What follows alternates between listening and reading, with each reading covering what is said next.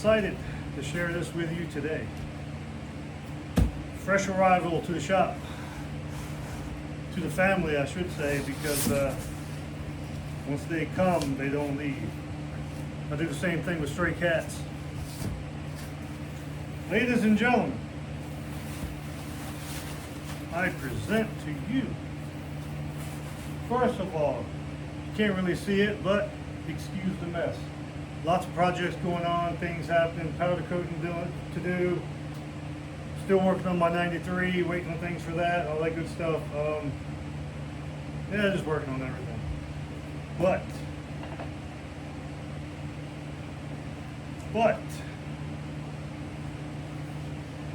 check these out.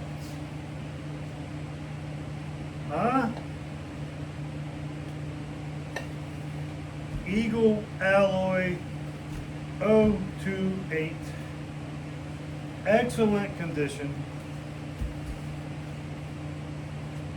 Even got a guarantee on it that they're not no bends, no cracks, nothing like that. I don't see any. 1,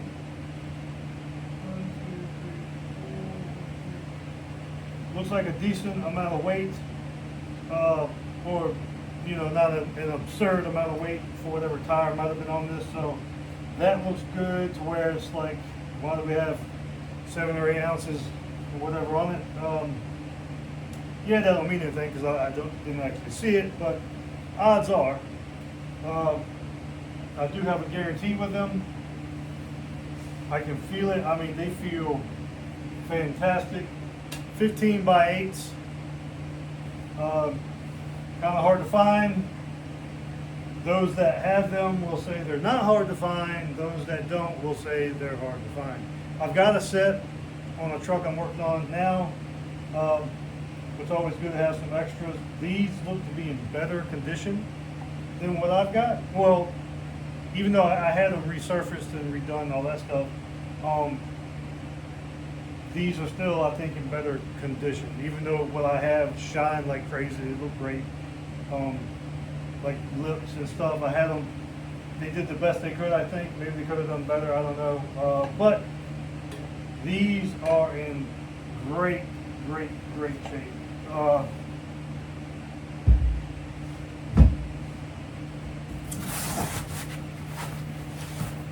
wow, this one's awesome too.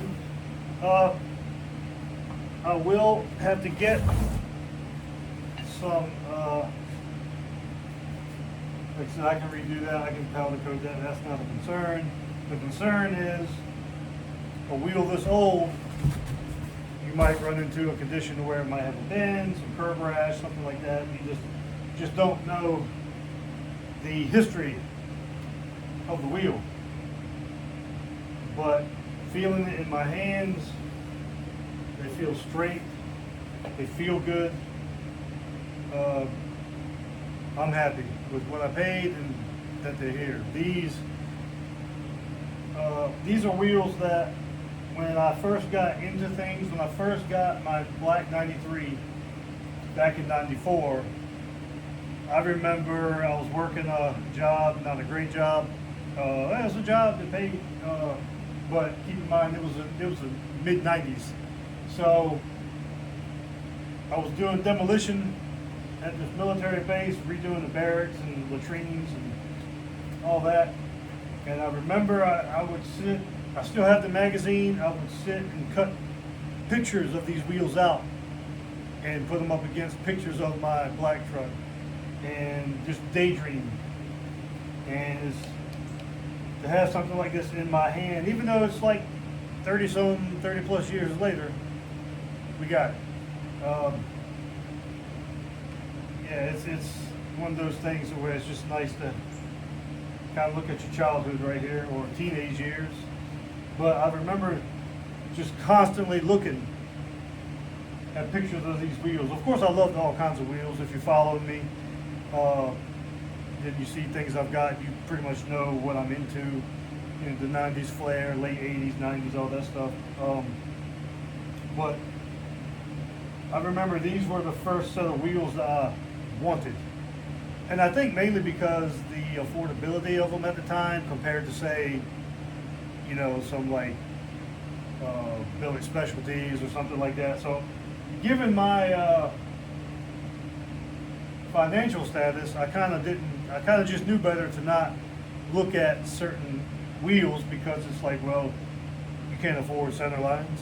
Why are you looking at those? Hey, these were like, I think $90 some a piece, I think, at the time, maybe 124. Don't quote me on it, but so something like that was like, man, I could probably get them one day. I mean, now I could buy a brand new set. I paid more for these than what they were. Well, all four would have been. I could have probably have bought 2 sets of these. But funny how things work. But I couldn't do it at that time when I wanted to. So here they are. I've got a set, another set, like I said, inside, and these are awesome. I love these wheels. I've always loved these wheels. You can't beat them. I remember a friend of mine had some on I think it was like an 89 or 90 Mustang. Oh, that thing looked awesome. Oh, these wheels, you can't go wrong. So thought I'd share this with you. Latest purchase, latest thing acquired at Skunk Works here. So these probably will get used. When, I don't know, but they'll be here if I don't use them, and they will definitely look good with all my other 90s flair. But seriously, it's always good to just hang on to stuff like this for posterity. You can pass it down to somebody. You know, I've thought in the past, and I should say recently actually, about maybe nice to team up with some people and make like a mini truck museum. More so, naturally, I'm on the S10 side. S10s are my thing, but kind of more so the scene. When I say mini trucking's a vibe, in my opinion. You can't just look at something and say, well, it's a small truck, that's a mini truck. It's just, to me, it's a whole scene.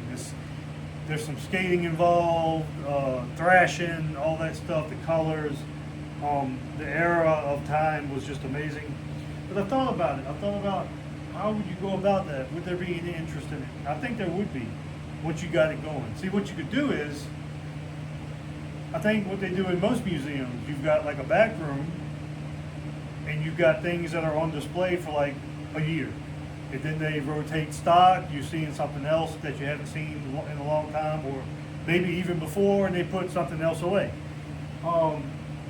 You could even have a contest where it's like, hey, you want your truck viewed in this museum for a year or whatever. Now, most of us are probably still driving a lot of things that we have. We're still taking our things to shows and whatnot. But I think as the future progresses, as we get older, that might not be the case. A lot of people say, well, we'll pass it down. I'll give it to my son. My son's interested, maybe a little bit. But just my experience, I'm not saying that's a blanket. I'm kind of making a blanket statement, and I know it's not that way 100%, but I've seen more often than not where the next generation really doesn't have a lot of interest in, say, dad's truck. They like it because it's dad's truck. They like it because it could be mom's truck, but they like it for that reason of, you know, nostalgia and who it belonged to, heirloom type thing. But would they really go out on their own and pick something like that up? I don't think so in a lot of cases. So my point I'm making is, you can look around on Marketplace and you can actually see, this was my dad's, I'm selling it, I have no interest in it, it's just sitting. Or you even see barn find type things, to where it's like, well, this was my dad's, he parked it in here. As a matter of fact, I saw a post today of a person local to me, I don't know him, but a person local posted, and they were like, well, my husband passed away last year. He's got this truck he was working on. He was going to put an LT1 in it. An LT1, he's probably maybe my age, maybe a little older. Just thinking that he wanted to go with an LT1 or like a TPI, which I love. So I'm sitting here thinking, like, all right, well, she's posting it for sale. There's the truck. in pretty good condition. It needs, it's been sitting for a while, but it's not wrecked, dented, beat up, but it's just been sitting dust and leaves on it, leaves in the bed. And the engine's sitting on the engine stand, and he was almost done until his health stopped him. And then, of course, once your health stops, then that stops. Unless you've got like a good big team around you that's just like, they can kind of keep things going while you're down or whatever. But someone like myself, like if I go down, all this is done. There is no, well, while he's recuperating or he's dealing with this, we're going to finish this for him or something like that. So she's selling it, I think, a pretty decent deal for what comes with it and all that stuff. But all right, he's gone, and now she's just trying to get rid of it. She's not trying to get rid of it because she hates it, I think, but it's just because, like, what's she gonna do with it? She's not gonna build it. She has no interest. So I do see that. So that's why I've been thinking about a museum of sorts. Pool some resources, get a group of guys together, maybe get some lawyers involved, seeing what all that would entail. Get some interest of people coming in there, a little fee, maybe have a place you could have some truck shows here and there, whatever. That would be really cool. But yeah, time's ticking, and you don't know where you might end up or where some of this stuff might end up. Who knows where these have been? Who knows? And that's what I like about older stuff that you can restore, is you don't know where it's been. Sometimes you might have an idea. I dare say I have attachment to items, but I'm sitting here thinking, like, this wheel could have been with somebody on their vehicle going through a rough time and something, or it might sound crazy to some, not to me. I got items that is like, man, with magazines especially, like I got this magazine when I was living in my car, which I did live in my car for a while. And like I remember going through one or two magazines constantly, just to have something to do to pass time, and those mean a lot to me. Just doing certain things mean a lot to me. I guess the passage of time and the intricacies of just everything, the ripple effect, how everything's connected in some way. Like you drive down a section of street that you've driven on when you were broke or whatever, going through a bad time, and then you drive on it when you're not going through such a bad time. It just, like, I can't put a word on it. But so yeah, so anyway, things like this mean a lot to me. To have this sitting in my lap, even though it's 2025, not 1995, means a great deal. So it's kind of like, hey, I did it. Whatever did it is. But yeah, I was thinking about a little museum people could pay to come see. A nice piece of property where, like I said, you could have some trunk shows on it and just generate interest. And it'd be nice to say, well, I donated, in my will, I might, when I die, whatever, say, hey, I donated this truck to this place, and it might live on. Granted, you'll be gone, you'll probably have no idea, but I don't know, you're kind of, let's say like my 93, right? It'd be nice to kind of know that, hey man, somebody might take that and not so much love it the way I did, but kind of like make it live on and be like, hey, this truck is 30 years old now, blah blah, whatever, this is this old, that old. So it's not like, I used to have people call me up and say, I got this old S10, do you want it? For free. And I would bring it home, tear down what I could on it that I had resources to do, and I would junk it to get a few friggin' dollars.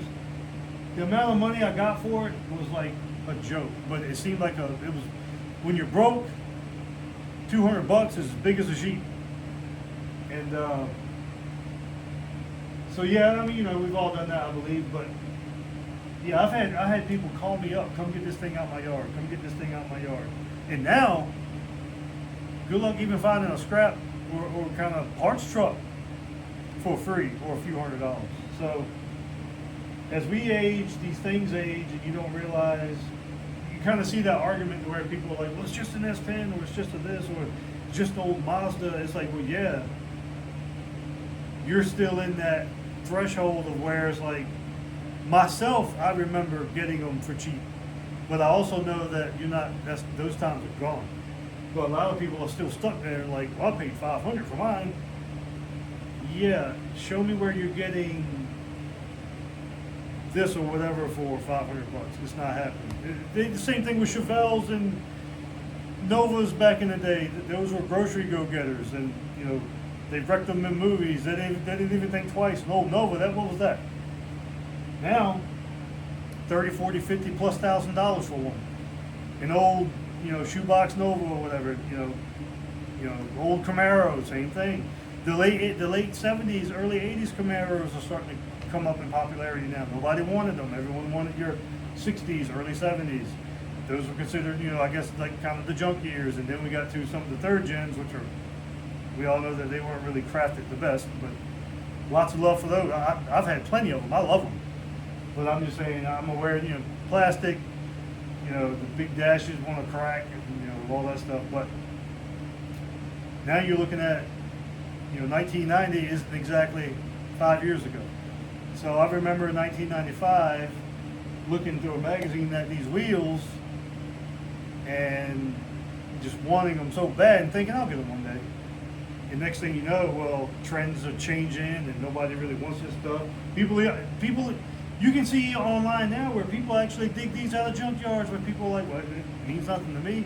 The wheels that I had restored, I could have polished them, but I just couldn't do the metal work.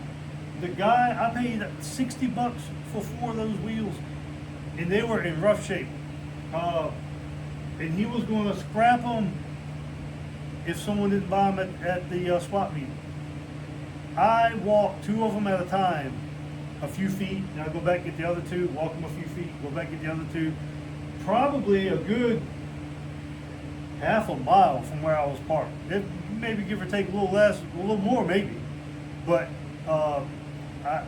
I could not, I was like, wow. But given the condition and how they look, it's thinking, yeah, someone's thinking I'm not put time into that. But wanted to share this with you.